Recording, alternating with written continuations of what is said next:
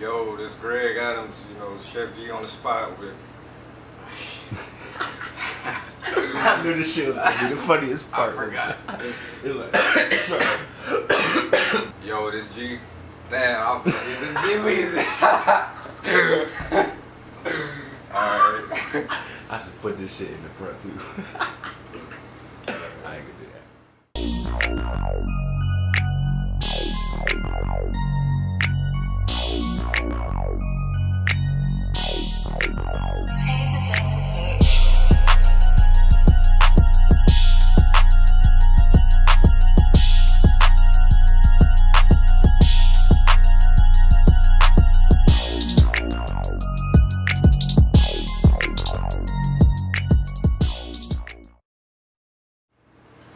Alright, yo, this Greg on the spot with G Weezy on the block with the neighborhood heroes.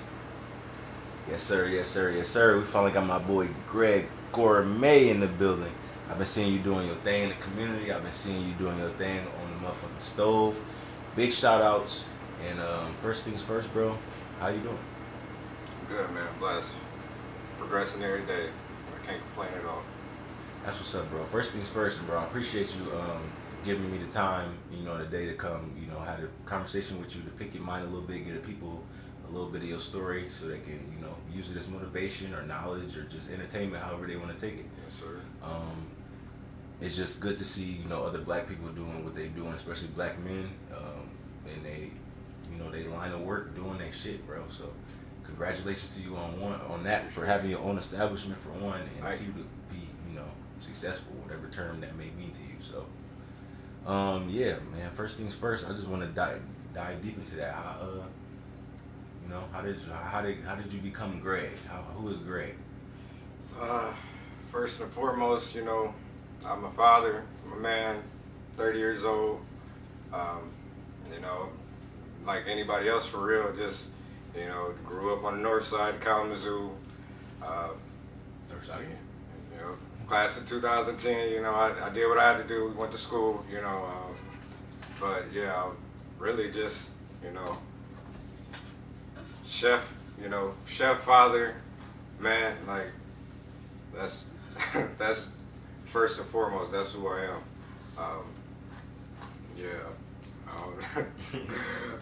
For sure. Would you like being more a chef or a father? I know that can be kind of a father first and foremost. For sure. Definitely. Stick to that. Yes. I ain't, I'm big on being a father because I ain't have a father. So, I ain't the best father, but I'm a present father. And facts. He gonna grow up and he gonna remember me being around and me trying to instill something in his life, because this is really what I'm doing. All really kicked off because of him. Really, I was content, before knowing I had a baby on the way. I was content just working, a 9 to 5. I was cool with just collecting, just average checks, and I don't know, just knowing that I had a life, on the way. I had to just kick into another gear, and just being in the work field, and as a black person being in the work field, and just a man, really a black person in the work field, you're not valued, and especially if you work hard. And somebody doing just the same as you, or less than you, they gonna get, if they the opposite color, they gonna get more acknowledgement. And even if the bar is set a lot higher, they still might get noticed before you. And in a lot of cases that I've been in, that's what led to me, dibbling dabbling and starting my venture off and cooking and selling plates and excuse me, but just selling plates and really just being fed up in somebody else's kitchen, and really just start thinking like I'm the best asset they got, and I'm making them X amount of dollars, and you're not trying to pay me anything that I'm worth, that I'm expecting, and you will gladly give it to the next man. So just kind of shit like that is kind of what geared me into being my own boss, I kind of always knew at a young age, even before all these adversities, that I always wanted to be my own boss. I didn't know what it was. Like, as a young, like 11, 12 years old, I was going around the neighborhood on the north side with a rake and a lawnmower, seeing if somebody needed their lawn cut and their grass rake, just to try to make some money. Like I didn't have shit. Like, I used to be that kid, and like, in my mom used to take us to the movies, and we didn't have money to get popcorn and shit at the stand. Like, we had to pop our popcorn at home and bring that shit in our backpack and do that shit. like that shit. I remember, like, it was like, I don't fault nobody. Like, my mom did the best she could, and yeah, she did what she could. But shit like that is kind of what geared me to, you know, work hard and just kind of, you know, provide more, because, like, being black, you don't really have much, and being personal, like, I didn't have much as a kid. Like, I had shit, like, until I was old enough to work for YOU. I wouldn't, you know, I had to provide for myself, and from that point on, that when I got, like, felt the taste of, like, making, you know, money, like, it wasn't real money, like, but the taste of making legitimate money, I kind of just, you know, geared up from there. You know, I just came a little more independent, just, you know, start providing for myself. And by 18, I had a temp job. I moved out, and I lasted probably like 3 months. Like, I didn't really realize how hard the world was at that age, but I was ready to get up out the house. My mom was a strict lady, and I needed to get up out of there.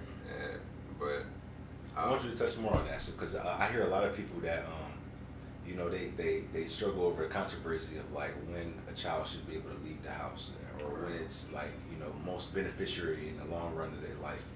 So when you left the house, do you feel like that was your best decision, or you should have stayed? Definitely, it definitely was not my best decision.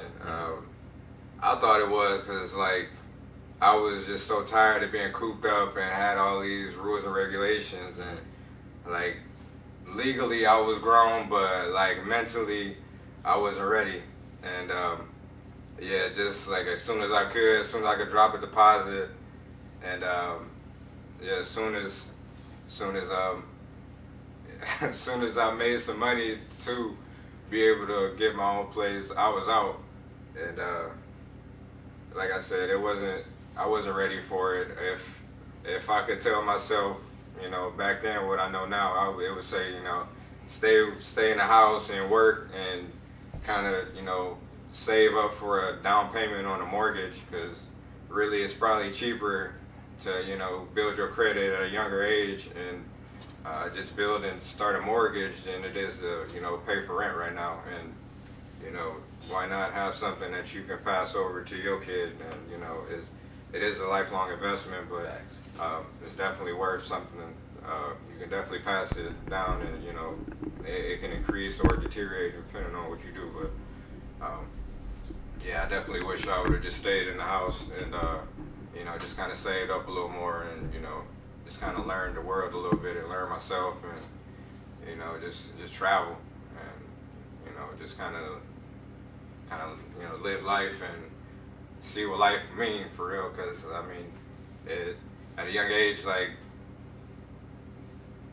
you don't really know yourself, and especially, like, being out of high school, like, it kind of opens your eyes to the real world. Like, you start seeing who your real friends, like, who was just, you know, classmates and That's a fact. shit like that. Like, you don't really see that shit in school and when you cooped up in the house and shit. So space is good, but, like, you got to really mentally be ready for it, and just, you know, make sure that little 9 to 5 can cover, you know, not just your rent, but cover next month's rent, and cover, you know, your groceries and car note, or, you know, make sure you got a car before that. You know, don't ever get a house and not have no mobility, because you fucked at that point. You know, if you're homeless, you got a house on wheels at least. Yeah. You know, and that bitch got heat. Man. I mean, depending on somebody's condition, but yeah, just really yeah, just at a young age, it anybody. My advice to anybody right now is, young or old, just really, just do what you got to do, and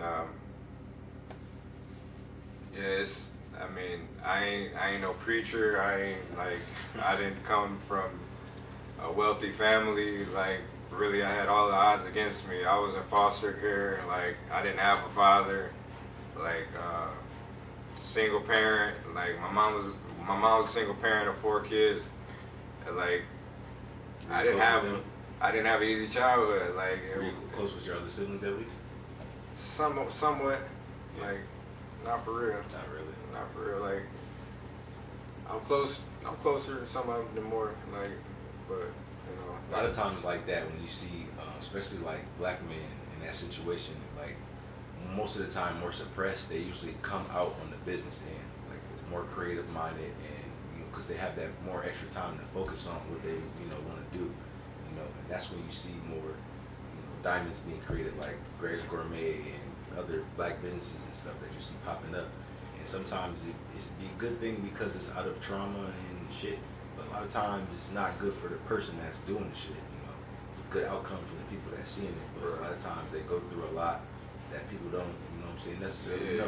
Be breaking their back. You know what I'm saying? So that's why I like to get into some of that stuff in the interviews and stuff, because a lot of people, might just see, oh, Greg's Gourmet, he's doing great, he's doing woo and stuff, but now, now that they know a little bit more about you, now that they know that shit, he might be more like me, he might be actually going through shit too, it might just, so that's why I like to get, the other side of, I don't like to get too deep in people's business, but just a little enough to know that the grass is not always going to be green, and that hasn't always been green for everybody, you know what I'm saying? So that's good to know a little bit more about you, bro.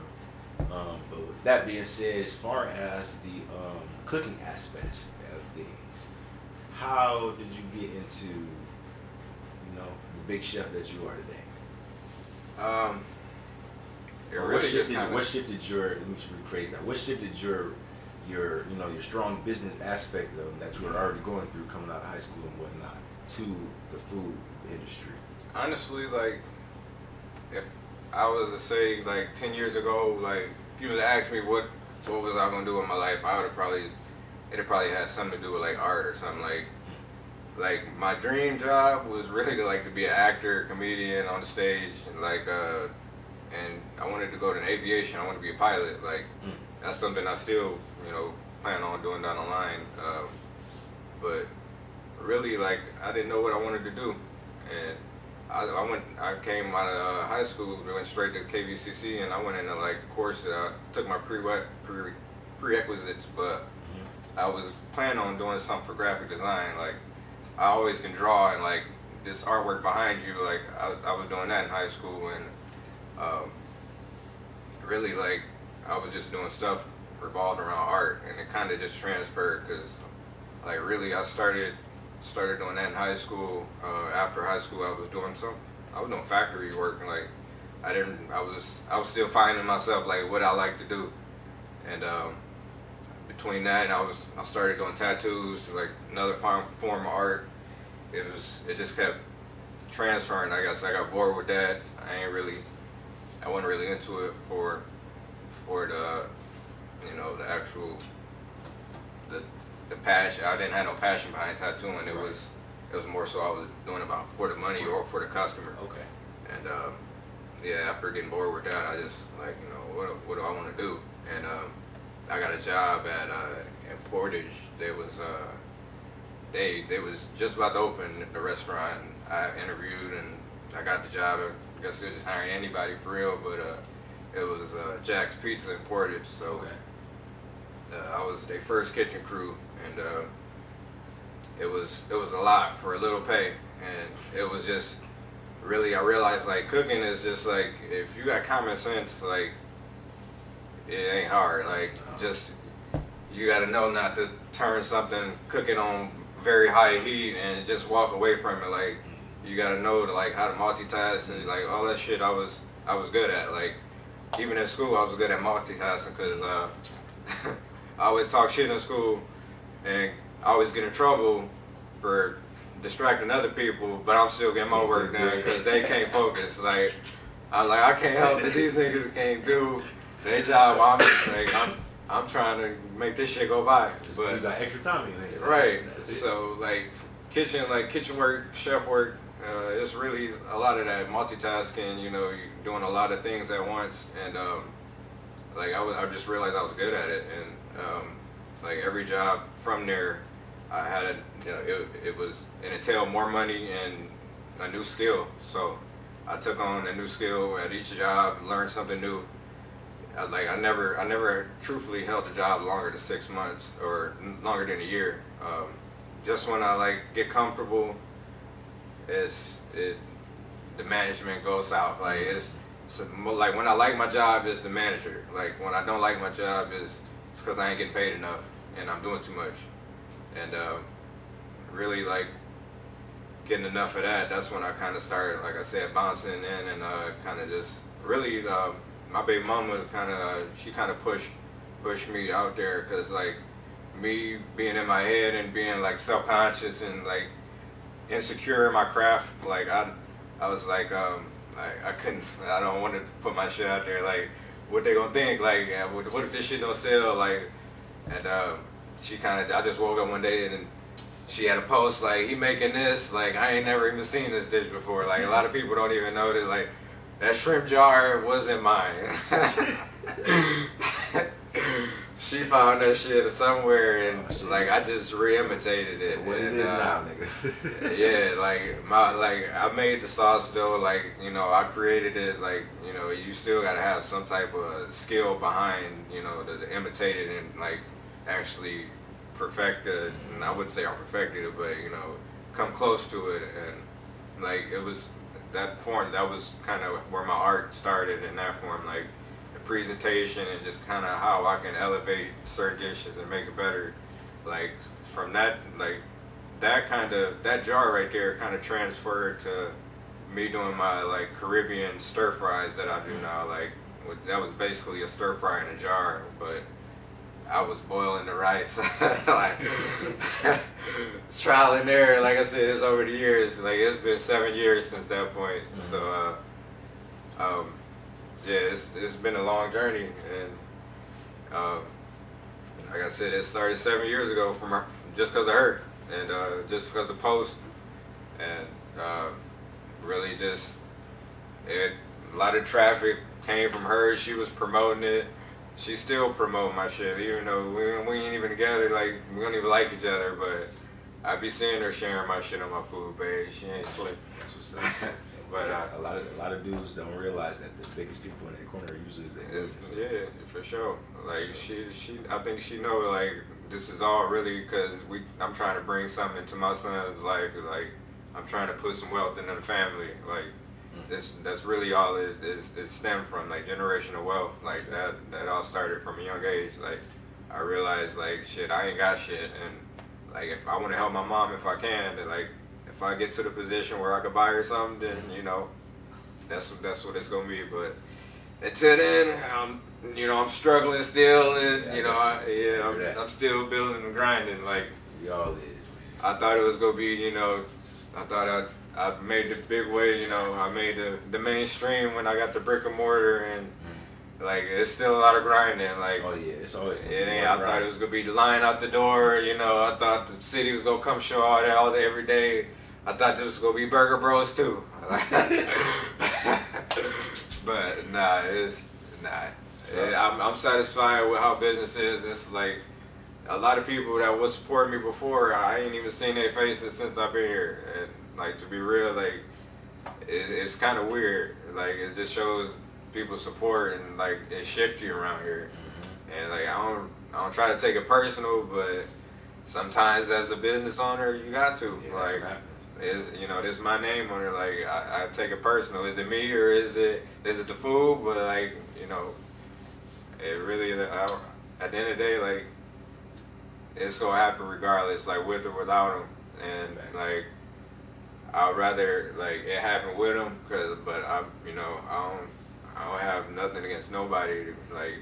I'm to myself, and I don't know, for some reason I don't know, people take that as I don't fuck with them or what it might be, but you know, I'm just to myself.